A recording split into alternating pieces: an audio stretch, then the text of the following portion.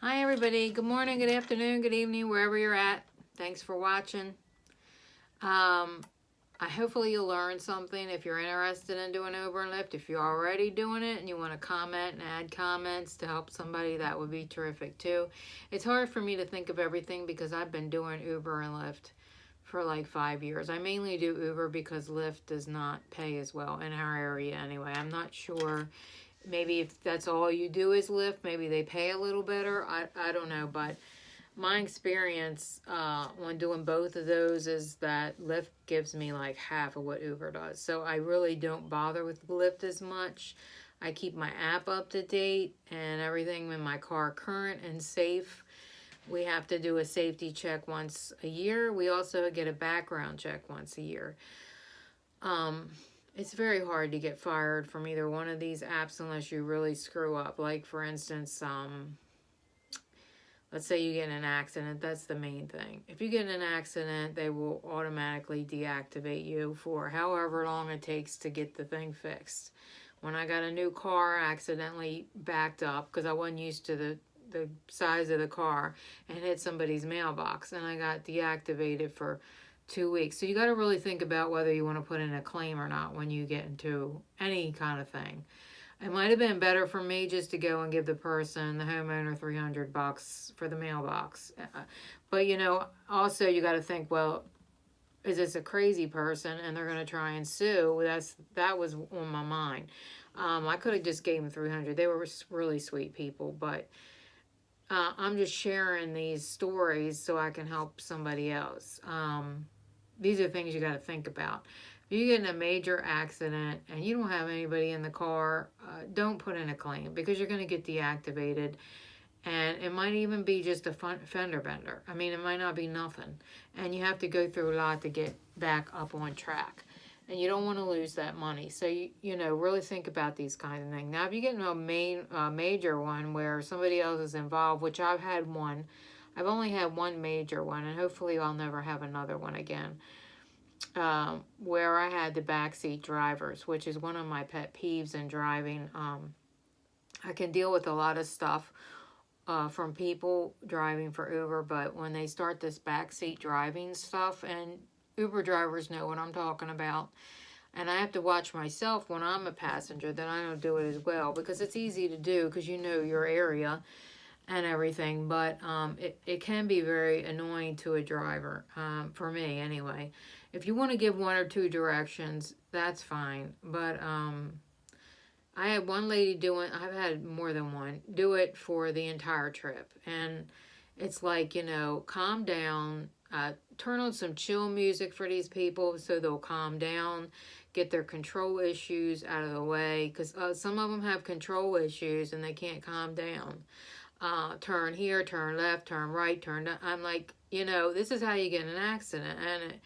And this is how I got in my accident. I had a backseat driver telling me at the last minute, because they wanted to get home a minute earlier than normal, to take some back street, and somebody out of nowhere hit me. So this is just things that you got to watch out for when you're driving. You got to watch out for backseat drivers, okay?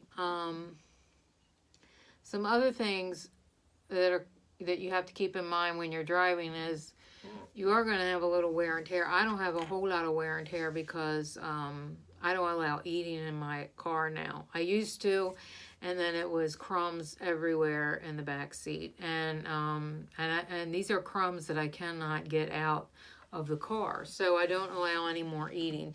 These are the things that you have to watch out for. You also are going to have smells. It's realistic. We all have our own body odor, and you're going to have some that have body odor. So, whether you can deal with that. Now, it is easier in a car because you can just roll the window down.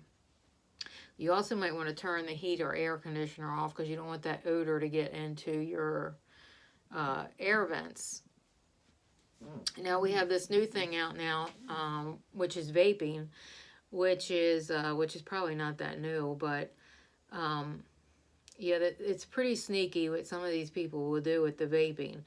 It's harder to detect it as much as smoking, but I can smell it instantly because I don't vape, so I can smell it. And then they're putting marijuana in these things So I've had people in my car and in the back seat because I'm trying to focus on driving.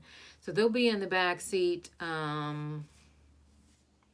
vaping, and I don't even know it, but I can smell it. So that's when I kind of like stop, turn around, and look at them, and make sure that they got their mask on. Right now we have masks, so it's a little easier to detect. But I've had them do it where they're, and I know it because also I had people putting this vaping marijuana into the vents. When I would go clean the car, I was like, oh my God, why do I keep smelling marijuana? And it's in the vents of the car. So this is the kind of stuff that you may have to deal with. We can't, as a driver, I'm focusing on driving. I cannot keep turning around and babysitting people.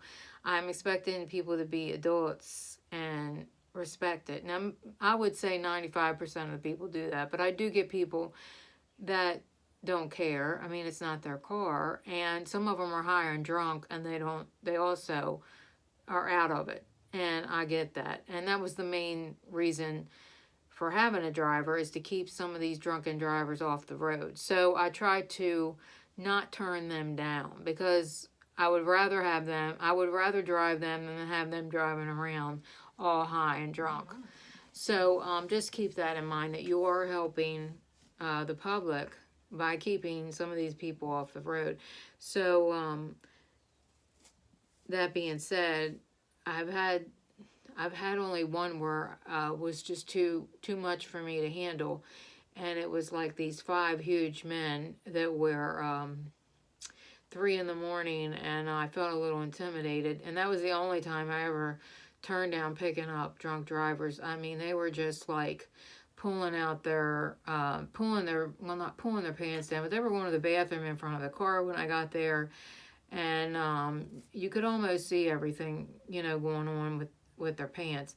But it was just too many men, and I felt like, whoa, as a woman, I'm like, oh no, this is too much. 5 men, and they're not small, I could have get overpowered. And so that one I did turn down. That was probably the only one where I felt really like scared. And I said no. That's too many men. I mean, maybe 1 or 2 of you. I keep a taser in the car. I keep pepper in the car. As an Uber driver, we're not supposed to keep a loaded gun in the car. And you can get a wear and carry license. I know in Virginia you can. I mean, in Maryland you can't. Well, you can get a wear and carry, but Uber does not allow you to keep it like on the side of your waist, which, come to say, that's a whole nother subject. I could go on with that in another video, but I have to pick up security guards. I've picked up more than one where they have guns on them, loaded guns. And so here I am picking up people with loaded guns, and I can't carry a gun. But that's another subject for another day. But I think Uber will let you keep it in a box in the back of the car. By the time you get to it, you're probably going to be dead, if that's their intent. So I try to keep my videos short, by the way, because I don't want to ramble. But these are a couple stories. I probably have more than this. But these are some things to keep in mind when you start driving. And I had to deal with them, okay? I think we went back to the accidents. Do not claim an accident unless, you really have to, because you're going to get deactivated, okay? You have to do something really bad to get deactivated. 2 is just dealing with crazy personalities, backseat drivers, dealing with people who want to smoke or have bad odors. So these are just a few of my things today, my little stories, my little rambling stories. I have some more to go on about. Because I've been doing it for 5 years, so I could help you with that. But and if you have any, please comment on below, because it helps other people. So that's it for my Uber and Lyft drive today. Thank you.